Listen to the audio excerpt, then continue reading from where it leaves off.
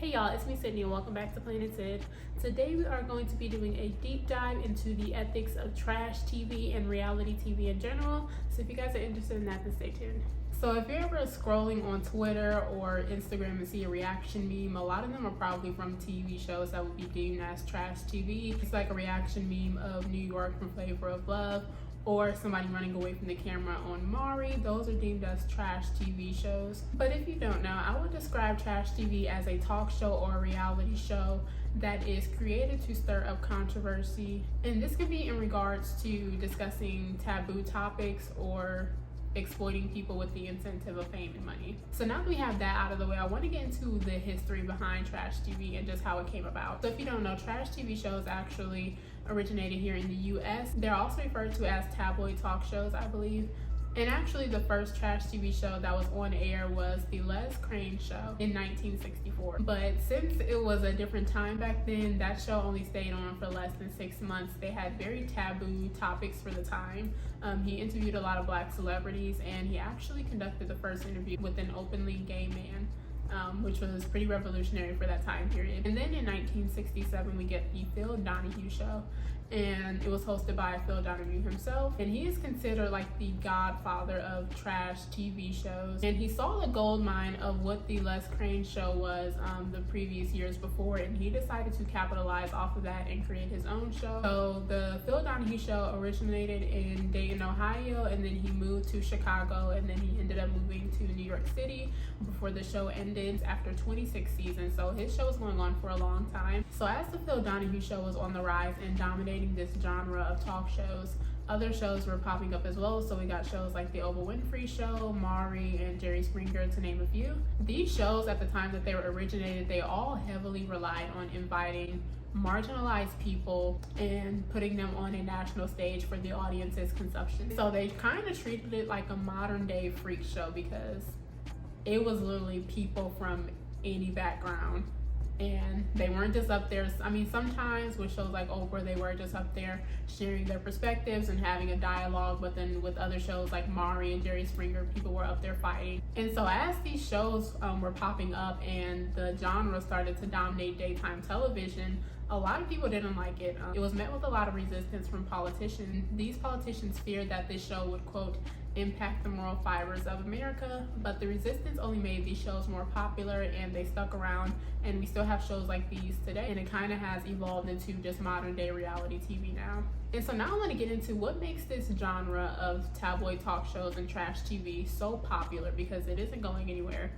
And so I did read in an article with the Mary Sue, Lyra Hale writes that, quote, this distraction is grounded in too wild to be true narratives that challenge the contestants to ridiculous measures and then ask the viewer to go along with it for a whole season without question. And so in this specific article, she was referring to the hit show Too Hot to Handle, but this could be applied to literally any show that has popped up within the past 20 or 30 years, in my opinion, as far as reality shows or dating competition shows. And she describes in this article that the allure of watching shows that are deemed trash TV and just reality shows in general is grounded in some sort of escapism, which I personally agree with, because these past 2 years, of course, have been really hard. Like, it was nice to escape the chaos of what was happening in the world around us and to tune in to the absolute insanity of a show like Tiger King.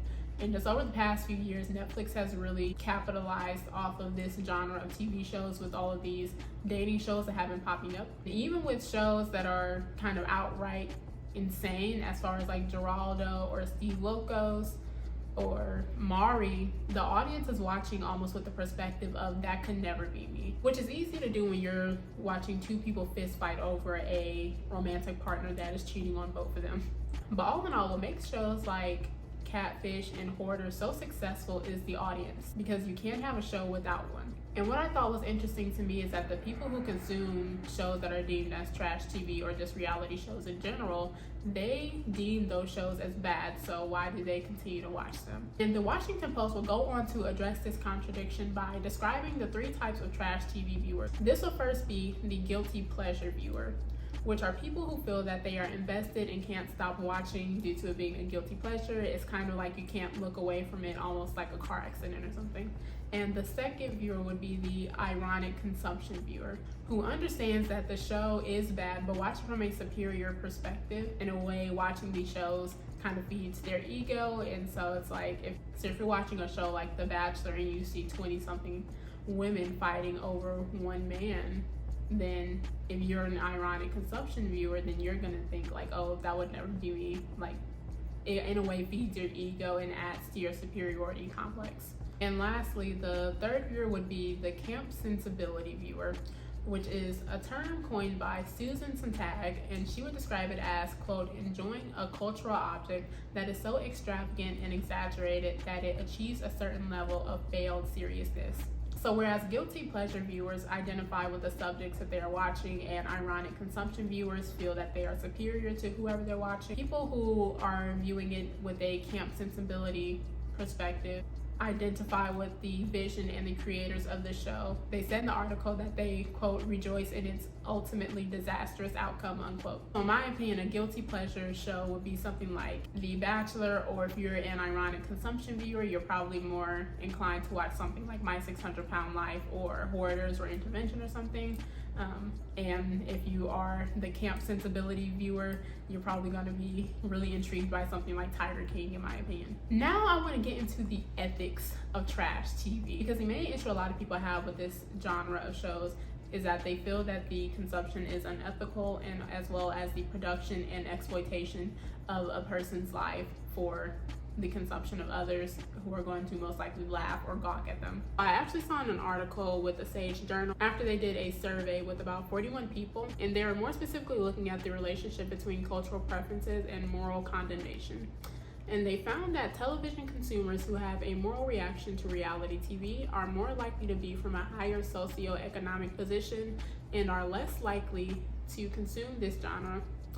To more fully understand some viewers' negative moral reactions to reality TV, we examined the moral reasoning of television consumers. Moral reactions to reality TV can be classified as endogenous and exogenous.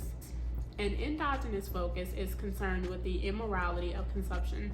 An exogenous focus locates morality in cultural production. These moral positions are also socially patterned. Television consumers with an exogenous focus of morality possess higher levels of cultural capital, greater education, and are less likely to consume reality TV. Theoretically, we contend that cultural taste is being tuned into moral condemnation. In other words, when cultural consumption is linked to moral position, then a strong symbolic boundary can be formed that reinforces real-world boundaries among social groups. This condemnation serves to harden cultural symbolic boundaries rooted in class consumption practices. And I found this excerpt to be so interesting because it kind of poses the question of who really is responsible.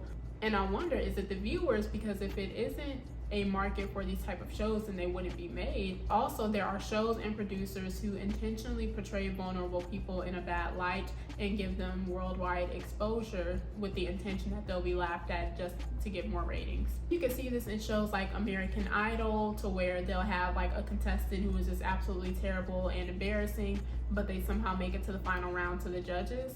But then some could argue who's more responsible than the willing participants in this show. These are adults and they are consenting to be on TV. And I would say it's complicated, because it would be one thing if you were just like walking down the street and another person just happened to have a camera and they were to catch something really embarrassing and then like post it on YouTube or something, which is of course morally questionable. But a lot of times with these shows, they don't just have a fly on the wall perspective. They are very involved in the drama and the conflict that they are in a way fueling. And I say this because they take people from these marginalized groups who obviously just want to be on TV, and they exploit the fact that they want to be and stay on TV. What I mean by this is, like on a show like Bad Girls Club, for example, you would see like somebody would put like an X on somebody's face and everybody would say that they didn't do it, and even though like nobody's gonna outright say it was production, people can put two and two together and assume that it was probably the production crew getting involved trying to stir up drama. Or a lot of them have went on to say that like they would turn off the AC in the house, which they would know would irritate people, and then if you're more irritable and you're surrounded by 6 or 7 other girls who are irritated as well, you are going to start fighting and arguing. But even with the fly on the wall perspective with shows that are more documentary style, is that even ethical? And I'm raising this question because we have shows like Intervention, where the production company, as far as I'm aware of, they don't really get involved, and they usually just have a fly on the wall perspective as far as just trying to get insight and to see what goes on in an everyday life of somebody who has an addiction issue. And throughout the production of the show, they do interviews with their family members to where it's more intimate, and they do have a very nuanced approach to their filmmaking, in my opinion, as far as with a show like Intervention. However, the actual intervention part of the show is a very small portion of these episodes. A lot of times whenever you're watching like the opening credits or something, you're seeing like the most insane part of the show to where somebody's yelling or it just looks really crazy. And it's more so focused on the drama like during the opening montage. Even besides that, like if you watch the episodes, then you see where like a lot of times they'll be doing hard drugs, of course, because they do have an addiction problem, and they wouldn't get involved at all, even if it seems like it could be potentially be a life or death situation.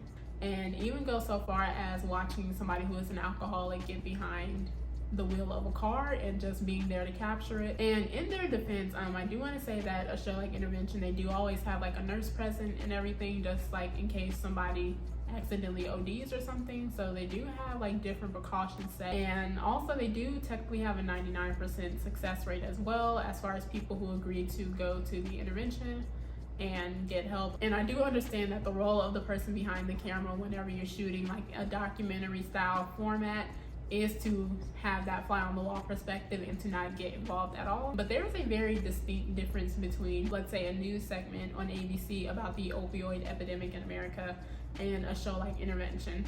And the thing is, with a show like Intervention, they are leading with the entertainment aspect, and then the information and the actual intervention is what's secondary to the entertainment. And that's why we get things like the crazy opening montage and the cliffhangers, and then the small portion of the actual intervention at the end of the episode. This could literally apply to any show that falls into this genre of trash TV or reality TV in general, because Bad Girls Club, it was actually originally created to help these hot-tempered young women. And in the first few seasons, like, they had a therapist, and even in some of the later seasons. But another thing I want to bring up is, what about the people and the participants in these shows who can't necessarily consent to being on them? And what I mean by this is children, because there is a section of reality TV where children are the main star, and you get this with shows like Dance Moms, Toddlers and Tiaras, and Beyond Scared Straight, to name a few. And in my opinion, I don't think that a child can consent to being on TV. Of course, they are protected by child labor laws, and I guess at the end of the day, it would be up to their parents or whatever, as far as whether or not they get to be on the shows. But I don't think that a child can fully consent to being on TV, because I don't think that they completely understand the ramifications of what it means to be on TV at such a young age and how that can affect the trajectory of the rest of their lives. But at the end of the day, we have children who are put on these national platforms by these billion-dollar production companies, and there's no way to genuinely protect them from cyberbullying and harassment in general. And in my opinion, like, it's already embarrassing enough that there's footage existing of like Abby Lee Miller embarrassing somebody because they're at the bottom of the pyramid, but I can't imagine just dealing with that embarrassment of that footage even existing, and then having hundreds and thousands and millions of people come at me telling me I'm a terrible dancer because I didn't make the top of the pyramid or whatever, and you're like 13, 14, 15. But what about the kids from shows like Beyond Scared Straight? Even if they are considered a success because they turn their behavior around and they're no longer like disobedient to their parents or whatever, but I can only imagine the mental health problems that are probably exacerbated by being on a show like Beyond Scared Straight if you are already a child who has behavioral issues. Like, sometimes kids are just bad just because, but a lot of times it is like a deeper meaning and a reason behind why they are acting out. And so I would bet my last dollar that a lot of those kids probably grew up in unsafe environments. I just feel like it's kind of counterproductive to have these grown-ass adults screaming at them until they're terrified to speak, because that's only teaching them to suppress their feelings. Like, they're not actually getting any help. And even if you are like a changed kid and, you know, you turn your behavior around, what if you apply for a job, like your future boss Googles you and they see that you threw a chair at your mom on TV or something like that? Like, these are kids and like they don't consent to being on these shows. Like, it's their parents that signed them up for it. But there's life after the show. So what happens after the camera stops rolling? And so my dilemma with this entire genre of shows is that you can go on thinking that you're just gonna have your one episode or your one season of fame or whatever, but depending on the reception of you and just who you are, it can change the entire course of your life forever, and that could be for better or for worse. And I say this because most reality shows today, if you're featured on it, then you're most likely to become like an influencer of some sort. But the reality is that the participants on these shows are essentially normal people, and then overnight their entire lives change. And I feel like what is such a dangerous aspect to the show is that you don't even get a gradual incline to fame. Like, literally overnight you are just famous.